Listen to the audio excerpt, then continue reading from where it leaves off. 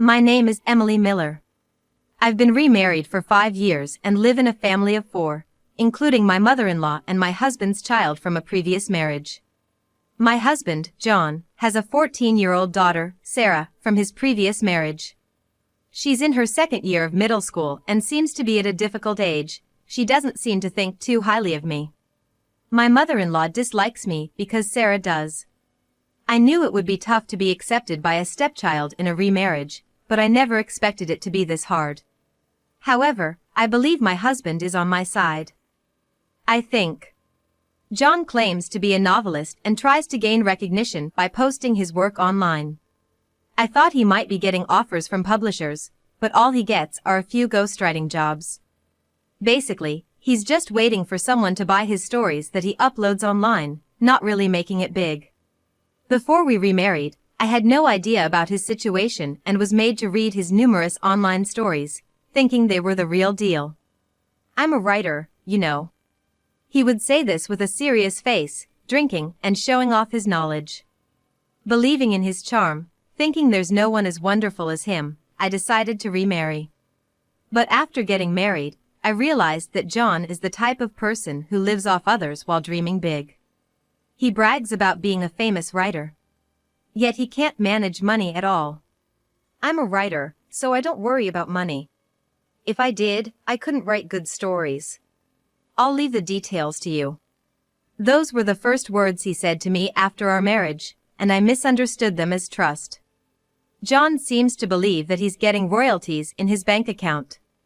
While he does work occasionally, the only jobs he gets are for ghostwriting, so there are no royalties coming in. In the end, it's my side job that's keeping the household afloat, but my position is very weak. Being a remarried partner, I feel like I'm treated like Cinderella. Emily, I'd like some fish for dinner tonight. Get some tuna, will you? My mother-in-law says this casually. Despite my reluctance, I go shopping, but then Sarah demands.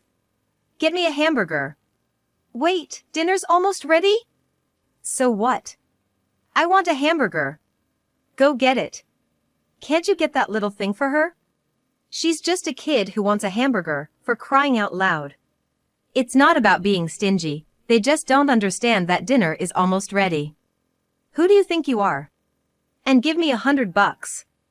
$100? Yes. What for? There's this trendy character merchandise that my friends have, and I don't. I have to buy it. Oh dear, that's terrible. If you don't have the same thing, you'll be left out. Emily, give her the $100. But this month is tight. What? What kind of wasteful spending are you doing? Aren't you getting royalties from your son's books? Don't tell me you're using it all for yourself and not giving us any? That's awful. Why did Dad marry someone like you? You're the worst. Really? What a terrible woman. I haven't spent a penny for myself. Sure. These two don't understand anything about money. Even if I show them my empty wallet and say we're short on funds, they accuse me of hiding money somewhere, of being selfish. And so, I end up giving in and heading to the bank. You're really the worst kind of wife. You're married to a famous writer, for crying out loud. Don't be so miserly. Every day, these harsh words break my spirit. Then why don't you handle the finances yourself? As if you could. That's what I think, but I know handing over the wallet would only cause more trouble. In the end, the only thing I can do is focus on my side job. What are you doing when we're not around? What do you mean? Grandma. She's always on the computer doing something. I bet she's on dating sites, looking for someone to cheat with. I can't believe she would say that. That's not something a 14-year-old girl would think of. What? Are you really doing that? How low can you get? I'm not doing anything like that. I hardly have any free time. Sarah, don't say things you don't know about. Don't act like a mother to me. A woman like you would definitely do something like that. They keep attacking me with these baseless accusations.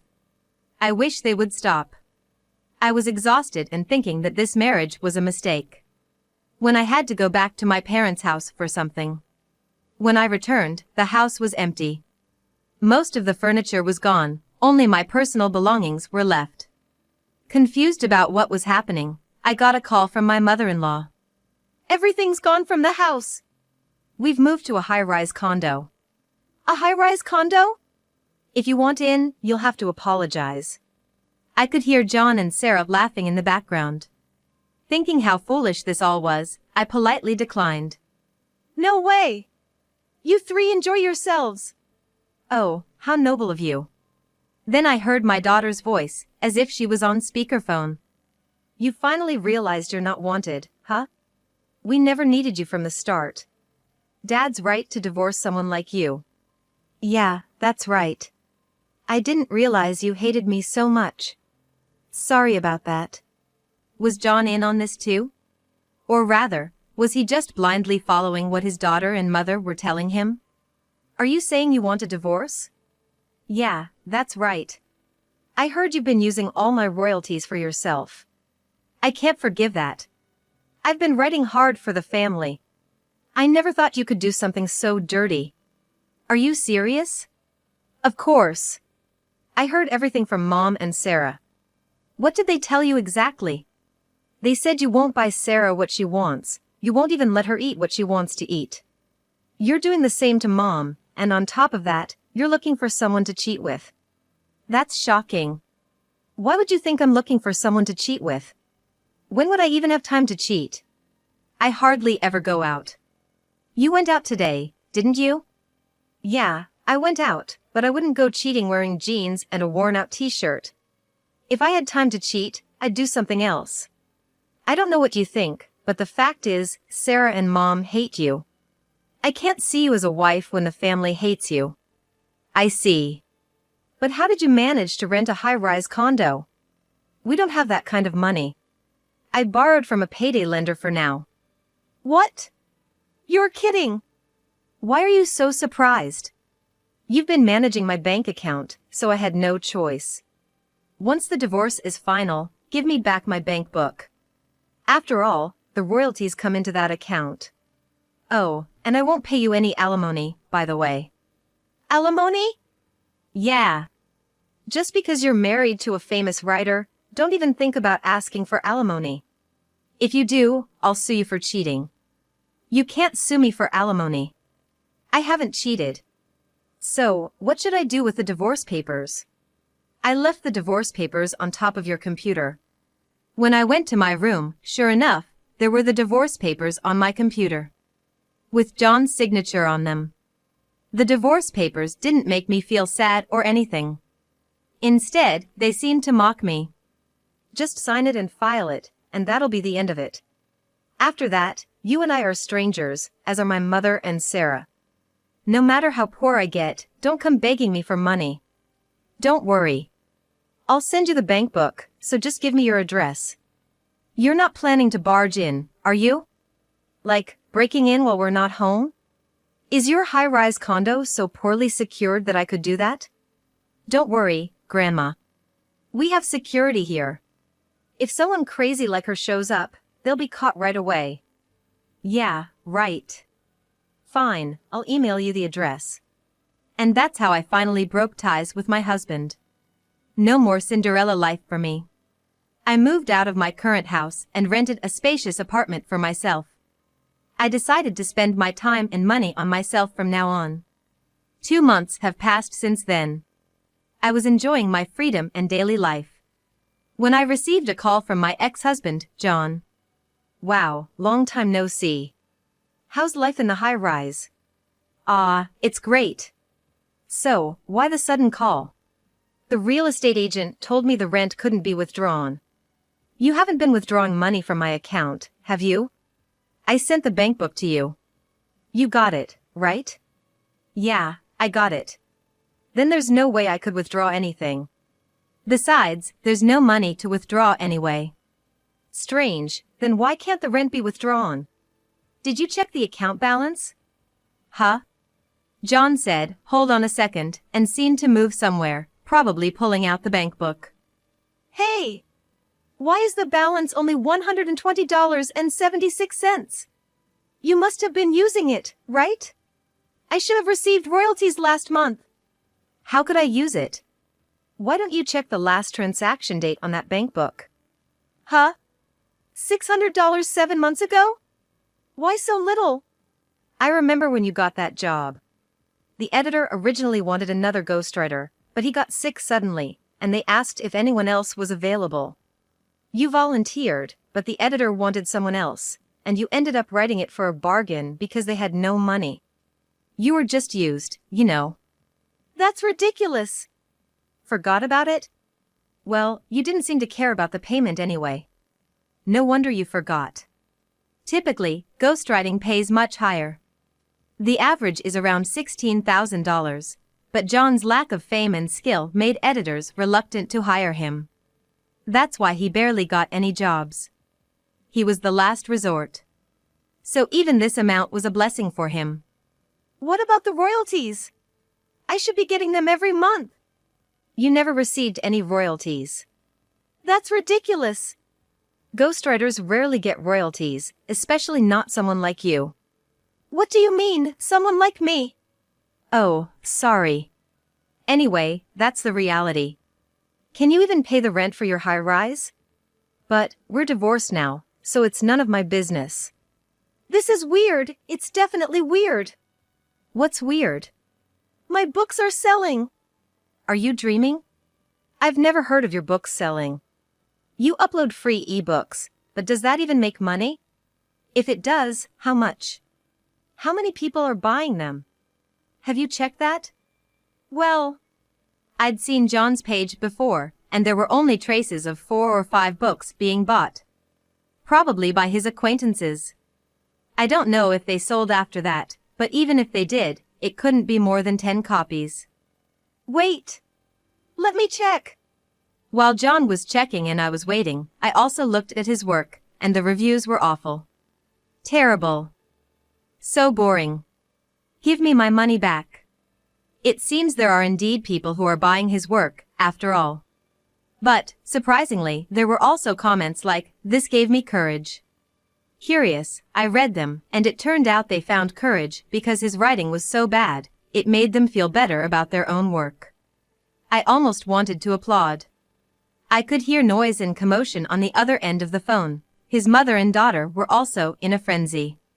Hey, I get that you have no income now, but how have you been living up to this point? It seems he finally understood the reality of having no income. It was my income. Liar! Your income can't be that much.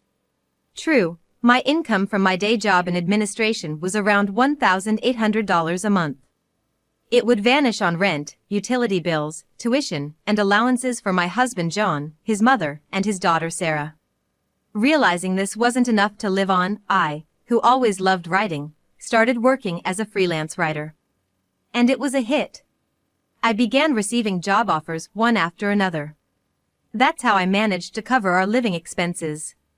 Thanks to that, I even managed to save some money, which allowed me to rent a bigger apartment than where we used to live. If we hadn't divorced, that wouldn't have been possible. So, thanks for divorcing me. That's ridiculous. So what are you going to do about the high-rise condo? You rented it yourselves, so you'll have to figure it out. We're divorced, so it's none of my business now. John was so shocked he seemed lost for words, and all I could hear over the phone was his breathing. About a week later, I got a call from Sarah, my former stepdaughter. Mom, are you doing okay? Oh, Ed. What? Huh? Ed? Ex-daughter. Ed. Are you okay in the head? Feeling great. I've been in top shape since I left you guys. Hey, is that sarcasm? Yes, sarcasm. Got it? Geez, Mom. I felt a chill down my spine at her overly sticky way of calling me Mom. So, what do you want? Well, it seems like Dad doesn't have any money. I figured as much. So, I was hoping you could help us. Really? You're asking me for help after how much you disliked me. I never disliked you. I liked you so much, I just didn't know how to get along with you. Really? So now you're cozying up to me because you found out there's no money at home? Let me ask you, Would you leave someone you like alone and move to a high-rise condo? Doesn't make sense, right? If you really liked someone and wanted to get along, you wouldn't do something like moving away from them. But Grandma said we don't need Mom around. I really wanted to stay with you, but I couldn't go against Grandma, you know? I see. But I haven't forgotten what you did to me. You asked me for $100 even though we had no money, just to buy some character merchandise. If we had that kind of money, we would have needed it for food. When I refused, you took it from my wallet without permission. Do you know what that's called? Theft. It might be hard for a minor like you to understand, but taking someone else's things is a crime. And that's not all. You took jewelry from my jewelry box without asking. You used them and then just left them lying around. How can you be so thoughtless? You'd leave your clothes everywhere, and your room was always a mess. It was disgusting. No matter how many times I asked, you never tried to tidy up. It was beyond frustrating. And yet, you had the nerve to call me noisy. I don't want to be called Mom even as a joke by someone like you. It's creepy, so don't ever call me Mom again. Ugh. Just shut up, you stupid old hag. No matter how sweetly you pretend, I know it's all lies. After all you've done to people, you think they'd help you when you're in trouble? What do you mean? What do you mean? Knowing I'm in trouble and not helping. You really are mean. I don't care what you say.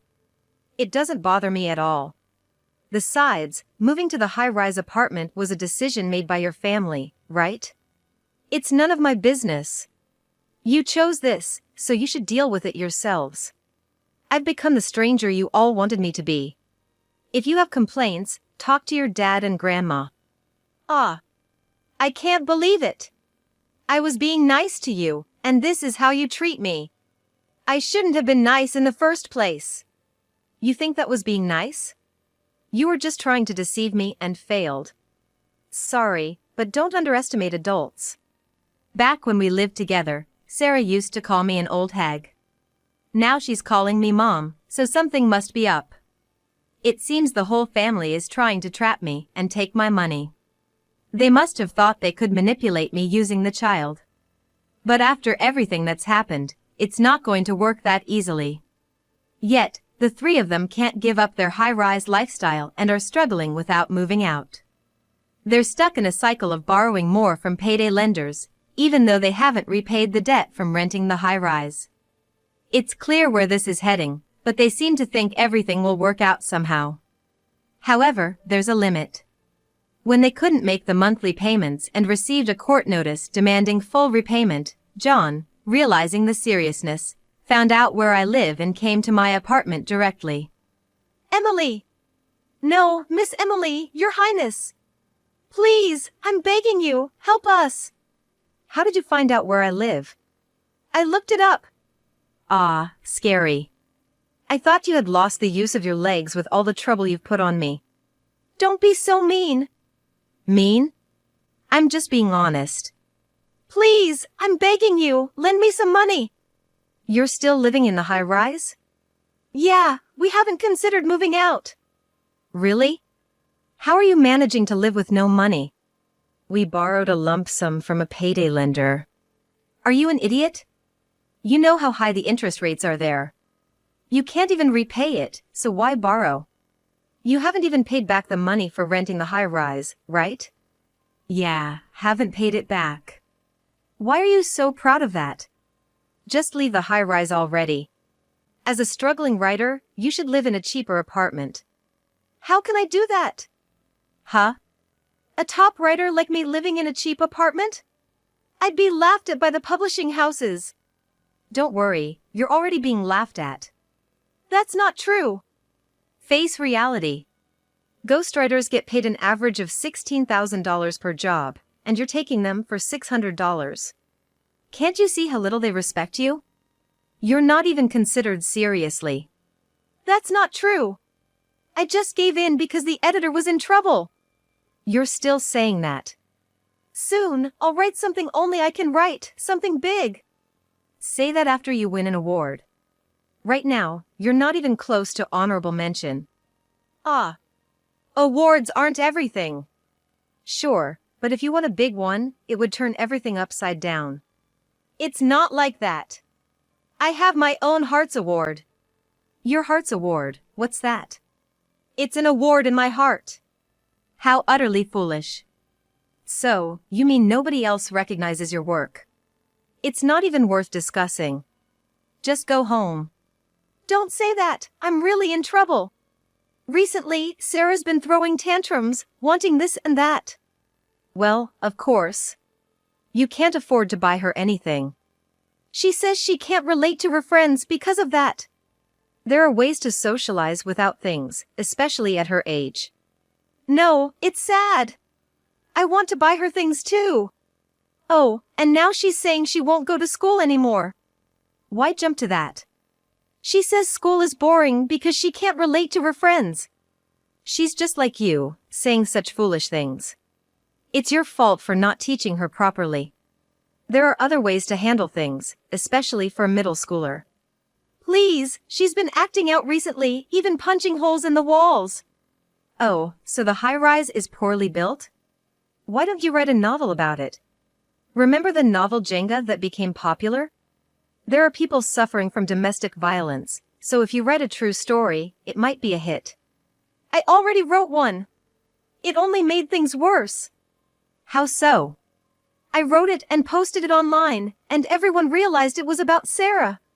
Now her friends are laughing at her. She's actually stopped going to school. Why would you write it in such a way that everyone could tell? It's your fault. I can't write nonfiction. But you can write fantasy stories, can't you? Everyone says it's all my fault. Well, I guess they're right. If you're even remotely a novelist, you should have some ability to embellish. In the end, they just yell at me to bring you back. Me? Why? They think with you here, we could manage the money somehow. What? I'm appalled. Don't say that. Admittedly, when you were here, we managed to get by. But living in a high-rise is impossible. Can't you make it work somehow? I really can't. So please, help us. No, I have no intention of helping you. Are you still working in administration? No. What? What kind of job are you doing now? You need a good income to rent a big apartment. Obviously. What are you doing then? I'm a writer. A lighter? Like one that lights up and burns? Who would set themselves on fire to make money? I'm not that brave. Then, what kind of writer? Don't tell me, a ghostwriter? Yes. I get quite a few ghostwriting jobs. There are a lot of requests from publishing houses. Besides, I also write blog articles. It pays well. The last ghostwriting job I did earned me $26,000. Plus, they give me royalties, so I'm looking forward to the future. You're lying. How is that possible? I've always liked writing.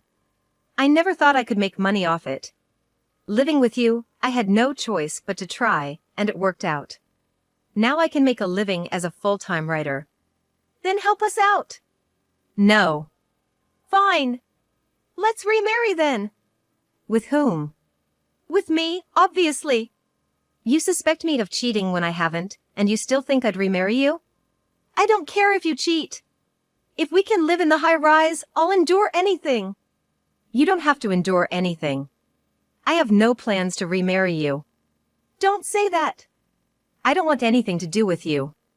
Give it up. Seeing John groveling at my feet was pathetic. I thought it could make a good novel. After that, the John family finally moved out of the high-rise. Their new place was a cheap apartment, but it turned out to be a haunted one. They must have thought going for the cheapest possible option was best. But I wouldn't voluntarily choose to experience such fear. As a result, they are experiencing strange noises, and Sarah claims to see things in empty rooms, worsening her mental state. However, they are also showing some growth. John, realizing they were on the brink of homelessness, started working multiple part-time jobs at 40. He's run ragged, but it's a valuable experience. His mother, meanwhile, manages to earn about $200 a month doing piecework. Because of their high debt repayments, they mainly eat ramen noodles, and Sarah plans to work part-time once she's in high school. Still, she remains mostly reclusive and often throws tantrums, breaking dishes and throwing things. As for me, I've been living peacefully since John stopped visiting. Now, I'm recalling the days I lived with John's family and turning them into a novel. The story has become a hit and there's talk of turning it into a movie. I never imagined such a dramatic turnaround in my life, but I'm excited to see what happens next.